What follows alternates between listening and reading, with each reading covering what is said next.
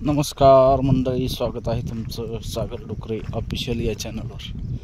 तर मित्रांनो, आपण हे अमृत पॅटर्न या पद्धतीनं सरकीची लागवड केलेली बघू शकता तुम्ही।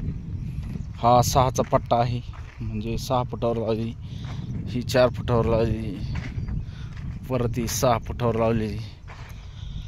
आणि याला पहिला खत आपण 10-26 दिलेलं आहे मित्रांनो। पहिलं खत हे आपण 25 दिवसाला दिलेलं आहे सरकी लावल्याच्या नंतर।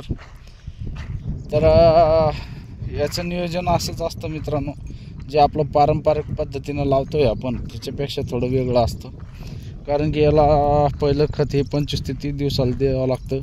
आणि पारंपरिक पद्धतीमध्ये कसं आहे, आपण कधी एखाद्या दिवस फुलीवर टाकतोय खत, एखाद्या दिवस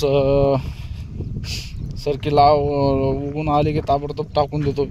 पण याच्यावरती तसं नाही। ह्या अमृत पॅटर्न पद्धतीमध्ये आपल्याला सरकी लावल्याच्या नंतर 25 ते 30 दिवसाला खत टाकावं लागतं।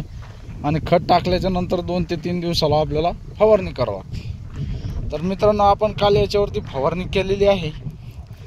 तर फवारणीसाठी आपण याच्यामध्ये औषध जे अमृत पॅटर्न पद्धतीनं सांगितलेलं आहे त्या पद्धतीचे आपण याच्यामध्ये खताचा औषधाचा वापर केलेला आहे।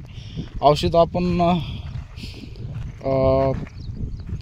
काल इमिडाक्लोरफाइड 17.5% याचा फवारा मारलेला आहे आपण काल।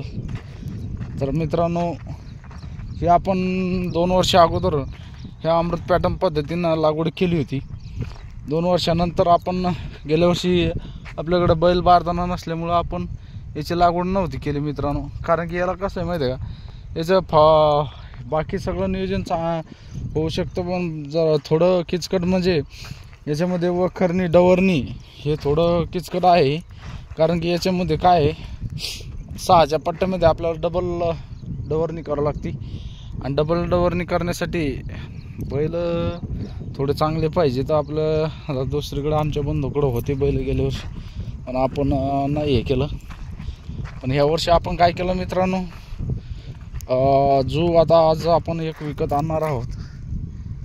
याला 13 इथं जू लागते, जाळं ज्याला जू म्हणतात, जाळं म्हणतात। तर त्याचं नियोजन आपण करणार आहोत। आणि इथून पुढं तुम्हाला जेवढं समजा आपले खताचं आणि औषधाचं नियोजन या चॅनलवरती तुम्हाला बघायला भेटेल।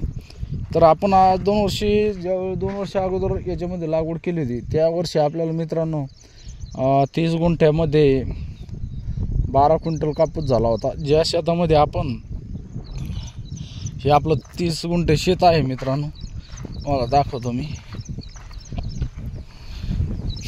तर या 30 गुंठ्यामध्ये आपल्याला 12 क्विंटल कापूस निघाला होता मित्रांनो। ज्या शेतामध्ये आपल्याला याच्या अगोदर 6 क्विंटलच्या वरती, 5 किंवा 6 क्विंटलच्या वरती कापूस झालेला नाही, त्या शेतामध्ये आपल्याला 12 क्विंटल कापूस झाला होता मित्रांनो। हे आपलं 30 गुंठे शेत आहे। तर या शेतामध्ये आता आपण यावर्षी ही जे दिसतं तुम्हाला, ही भेंडी लावलेली, पोलनची भेंडी शेडची, याचं पोलन करावं लागतं मित्रांनो। आणि त्याच्यानंतर ही कपाशी, ही पोलनची जी आहे, याला आपण 4x1 वरच 4 फुटावरच लावलेली मित्रांनो। तर ह्या शेतामध्ये आपल्याला 30 गुंठ्यामध्ये 12 क्विंटल कापूस झाला। याच्यामध्ये कसं आहे मित्रांनो, हाय अंतर मोठं आहे, थोडं फट्टा मोठा वाटतो आपल्याला। प्रत्येक शेतकऱ्याला वाटतं की फट्टा मोठा आहे, याच्यामध्ये बियाणं कमी बसणार, कापूस कमी होणार। पण असं नाही होत मित्रांनो, कापूस चांगलाच होतो।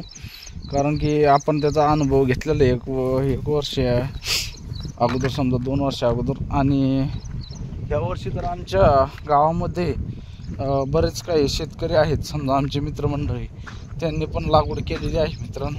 आणि आपण शेळ्यांसाठी गवत लावलेलं इथं, हे 4-5 गुंठे असेल समजा।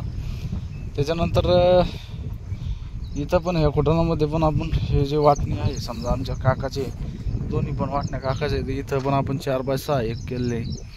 तर बघू शकता तुम्ही, खूप छान पैकी नियोजन केलेलं आहे। आणि इथं समोर जसं जसं नियोजन समजा आपण हे करणार आहोत, ते प्रत्येक व्हिडिओ तुम्हाला बघायला भेटतील या चॅनलवरती।